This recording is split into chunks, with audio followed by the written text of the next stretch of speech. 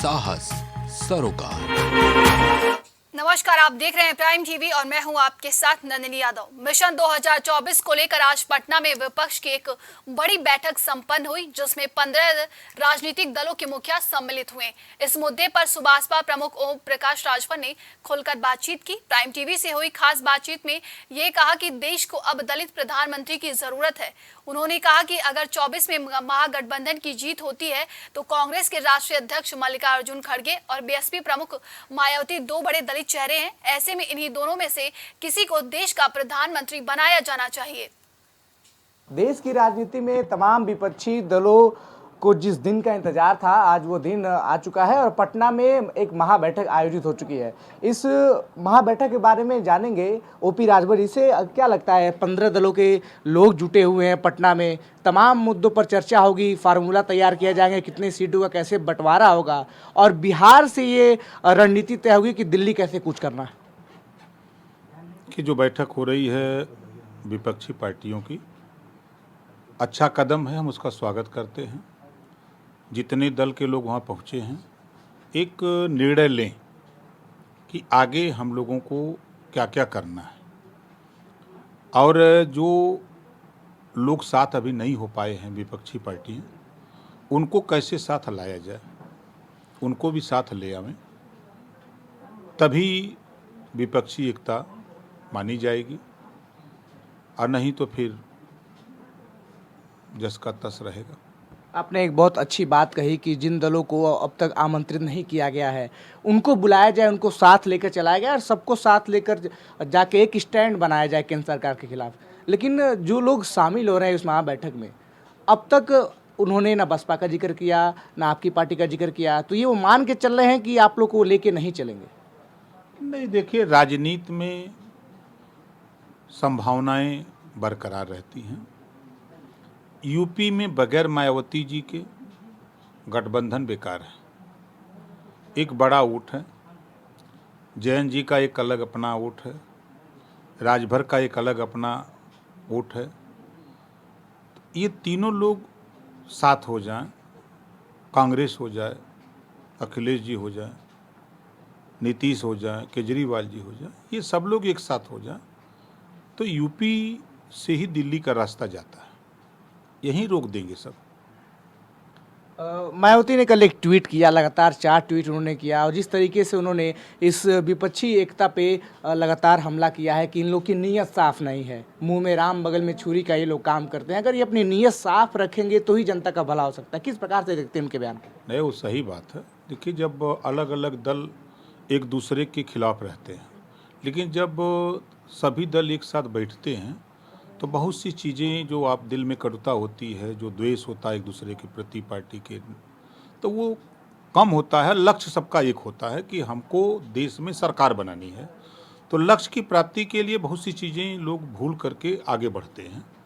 और मायावती जी का ट्वीट मैंने भी देखा, उन्होंने कहा कि हाथ मिल रहे हैं, दिल नहीं मिल रहे हैं।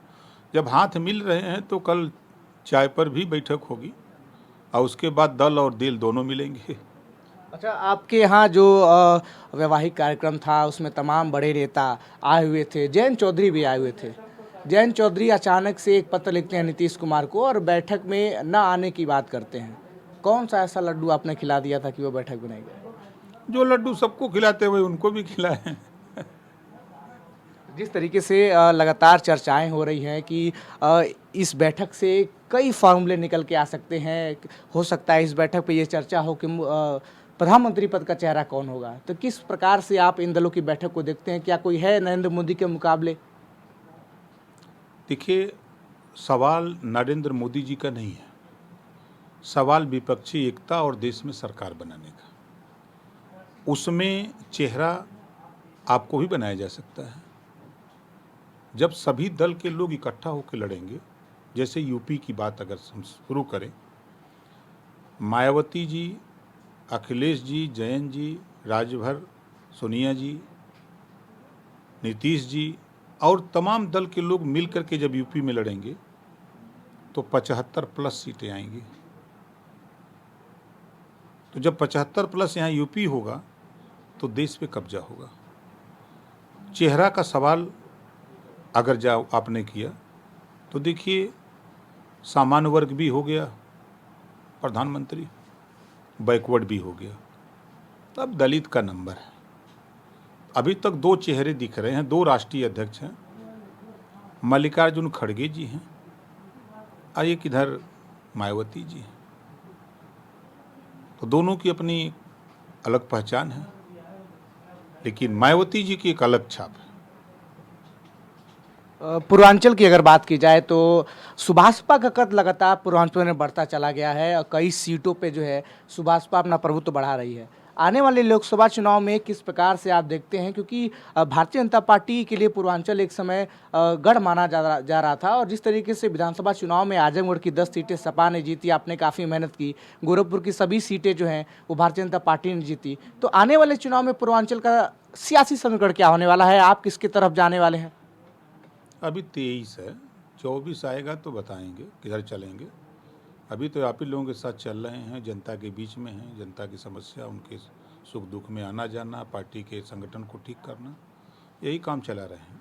अच्छा, आप जिस भी दल की तरफ अपने गठबंधन करने जाएंगे, क्या फार्मूला सुभाषपा अपना रखेगी कि कितने सीटों पे उनको लड़ने दिया जाए या कितनी सीटों की मांग आप करेंगे?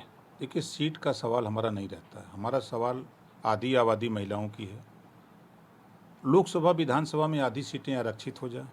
सभी दल के नेता यही कहते हैं कि महिला सुरक्षा की बात होती है, बेटी पढ़ाओ बेटी बचाओ की बात होती है, महिला सशक्तिकरण की बात होती है, तमाम चर्चा उनकी सुरक्षा और अधिकार की बात होती है। तो आधी आबादी है तो आधी सीटें लोकसभा विधानसभा में आरक्षित कर दो, अपना कानून खुद बना लेंगे। नौकरियों में आधी सीटें आरक्षित कर दो, शिक्षण संस्थाओं में आधी सीटें आरक्षित कर दो। तो जब यही बेटियां, हमारी आपकी बहन बेटियां दरोगा बन के, सीईओ बन के, एसपी बन के, डीआईजी बन के, डीएम बन के, एसडीएम बन करके जब आना शुरू कर देंगी तो उनके ऊपर अपराध करने वाले लोग या तो घर में घुस जाएंगे या तो अपराध करना बंद कर देंगे। ये चीज़ें सभी दलों के दिमाग में ये बात है।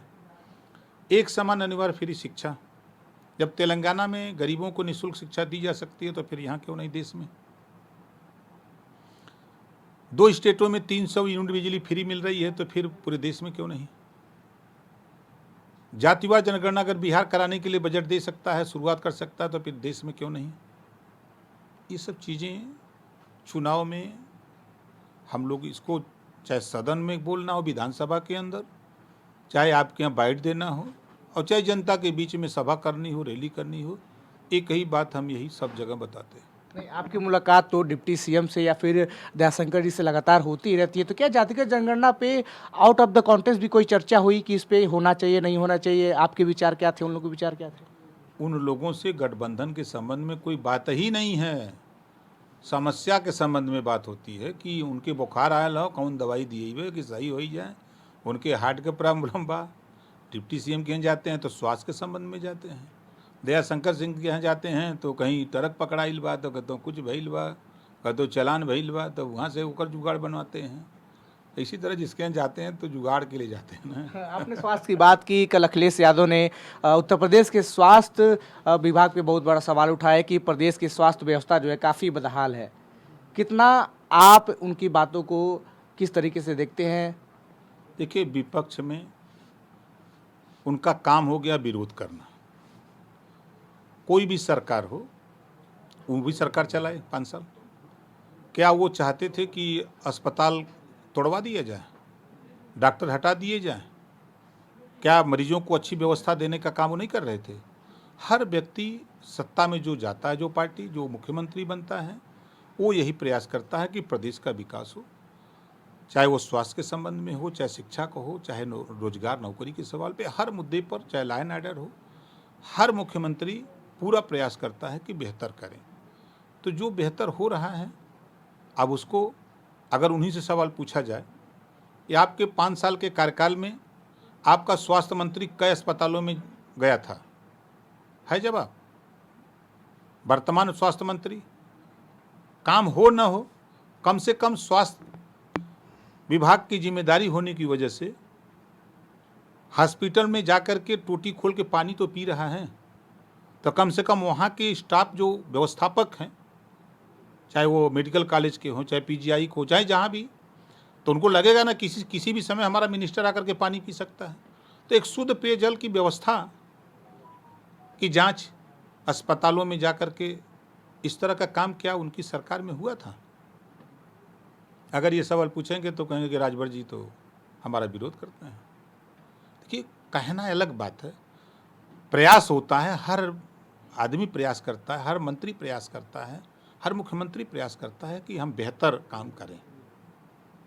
अच्छा, एक आखिरी सवाल कि उत्तर प्रदेश सरकार के द्वारा स्कूली पाठ्यक्रमों में अब सावरकर को शामिल किया जा रहा है। लगातार कांग्रेस सावरकर का विरोध करती रही है, उनको माफीवीर कहती रही है। आप कैसे देखते हैं सरकार के इस स्टेप को? भारतीय संविधान को भी शामिल कर लेना चाहिए, क्योंकि संविधान में जो आम जनता को लाभ के लिए, हित के लिए जो संविधान में कानून बना है, आम लोगों को पता नहीं है। तो भारतीय संविधान को भी शामिल कर लेना चाहिए। तो ये थे हमारे साथ सुभाषपा के राष्ट्रीय अध्यक्ष ओम प्रकाश राजभर, जिन्होंने हमसे बातचीत में साफ तरीके से कहा कि जो विपक्षी दलों की बैठक हो रही है उसमें और भी लोगों को आमंत्रित करना चाहिए। बसपा, कांग्रेस, जयंत चौधरी, अखिलेश यादव, तमाम विपक्षी दल के नेता को एक साथ आना चाहिए ताकि केंद्र सरकार के खिलाफ जो है एक बेहतर मुकाबला हो सके।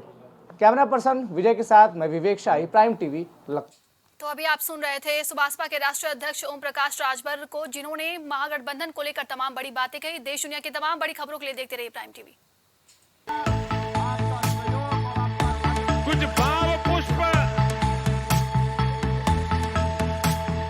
आप देख रहे हैं प्राइम टीवी, सच, साहस, सरोकार।